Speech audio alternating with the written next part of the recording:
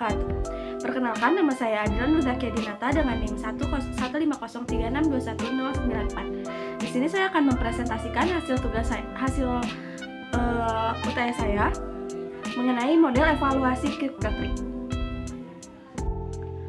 Model Kirkpatrick memiliki 4 level, diantaranya yang pertama itu level reaction, yaitu mengukur reaksi atau mengukur kepuasan peserta terhadap pelatihan, baik dalam fasilitasnya, pematerinya maupun materinya, dan yang lain-lain. Lalu level kedua adalah learning, di mana proses pentransferan atau proses pengambilan materi dari peserta dari pematerinya. Selanjutnya level ketiga adalah behavior, di mana perubahan perilaku yang ada pada peserta dalam sebagai bentuk implementasi dari ilmu yang atau materi yang telah disampaikan pada saat pelatihan.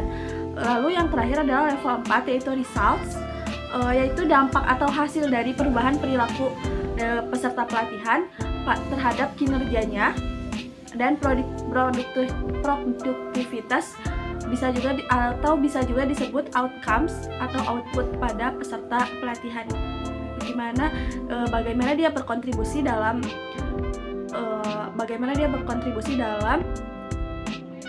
kerjanya setelah pelatihan.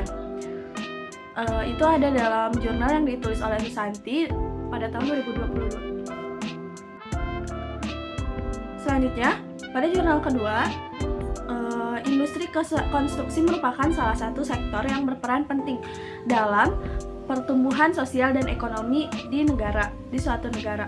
Oleh karena itu, konstruksi harus mendapatkan perhatian khusus dari negara untuk meningkatkan infrastruktur negara dalam meningkatkan kualitas atau memajukan negara tersebut. Adapun upaya pemerintah Indonesia dalam meningkatkan kualitas konstruksi negara adalah dengan meningkatkan kualitas sumber daya manusianya, yaitu terutama di bidang ini dengan cara mengadakan pelatihan-pelatihan. Dalam setiap pelatihan juga harus diadakan evaluasi. Nah, evaluasi yang cocok pada pelatihan ini adalah evaluasi dengan model Kirkpatrick.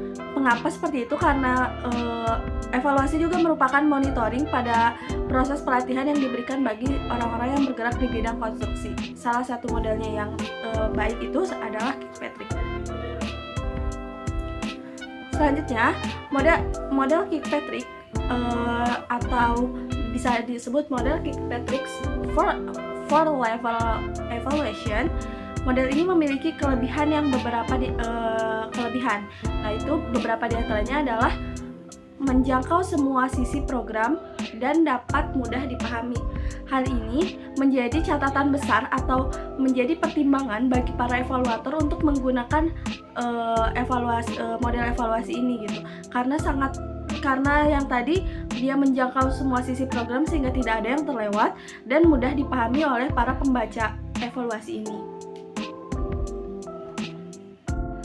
Model evaluasi Kirkpatrick juga memberikan arah yang jelas dalam mengukur dan mengevaluasi suatu program, yaitu baik di pendidikan formal maupun non-formal seperti pelatihan.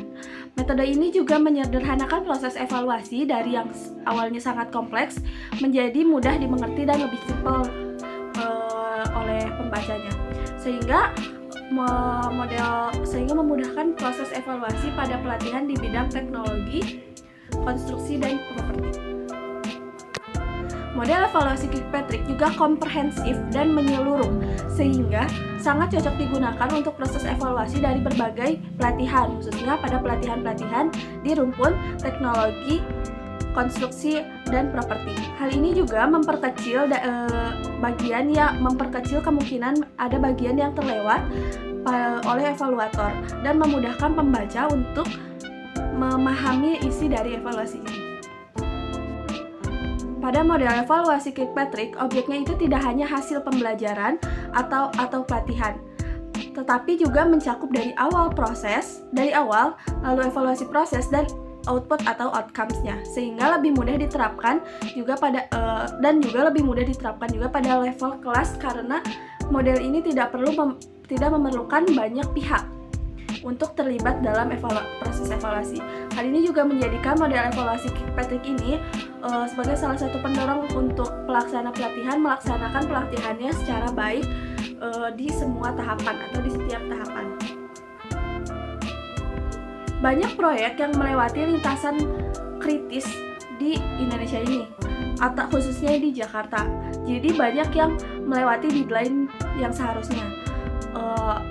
Hal itu mendorong pemerintah Provinsi DKI Jakarta untuk mengadakan pelatihan, yaitu yang diselenggarakan oleh Badan Pengembangan Sumber Daya Manusia Provinsi DKI Jakarta. Lalu pada pelatihan-pelatihan itu juga harus diadakan evaluasi sebagai bagian yang tidak bisa terpisahkan dari suatu program. Pada pelatihan ini diperlukan controlling di akhirnya, yaitu controlling perubahan tingkah laku dan kinerja peserta pelatihan setelah pelatihan itu dilaksanakan. Oleh karena itu, pada pelatihan ini model evaluasi yang sangat cocok digunakannya adalah model evaluasi Kirkpatrick. Itu salah Wirawan. Lalu model evaluasi Kirkpatrick ini mengevaluasi program dari awal direncanakan, proses hingga hasilnya. Hal ini sangat diperlukan dalam pelaporan suatu pelatihan yang dinaungi langsung oleh pemerintah negara, sehingga tidak ada dana yang terbuang sia-sia karena ada laporannya. Ini ada dalam jurnal Supriyati. Banyak pelatihan-pelatihan yang tidak memberikan hasil yang memuaskan karena tidak adanya kontrol dari setelah pelatihan itu dilaksanakan. Oleh karena itu, diperlukan model evaluasi Kirkpatrick sebagai evaluasi kontrol atau evaluasi dari akhir setelah pelatihan itu dilaksanakan. Jadi, sehingga tidak hanya melaksanakan pelatihan namun juga dikontrol hasilnya atau output atau outcomes-nya. Hal ini membuktikan bahwa pelatihan apapun itu ditulis oleh Suparno dan yang lain-lain pada tahun 2023. Kegiatan evaluasi menggunakan model evaluasi Kirkpatrick ini dapat digunakan pada semua kegiatan pelatihan, baik itu secara daring maupun luring. Hal ini membuktikan bahwa pelatihan apapun, khususnya pada rumpun teknologi, konstruksi, dan properti, bisa dilakukan dengan model evaluasi Kirkpatrick. Ditulis oleh Tamsuri pada tahun 2022. Lalu di sini saya akan menyampaikan kesimpulannya, yaitu menimbang dari semua uraian yang telah disebutkan tadi, model evaluasi Kirkpatrick ini sangat cocok bila digunakan pada pendidikan vokasional, rumpun teknologi, konstruksi, dan properti, khususnya pada pelatihan-pelatihannya. Nah, seperti pelatihan-pelatihan bagi pekerja yang notabene sebagai sumber daya manusia di suatu negara untuk memajukan kualitas negara tersebut. Adapun beberapa kelebihan dari model evaluasi Kirkpatrick itu yang sudah disebutkan tadi, diantaranya adalah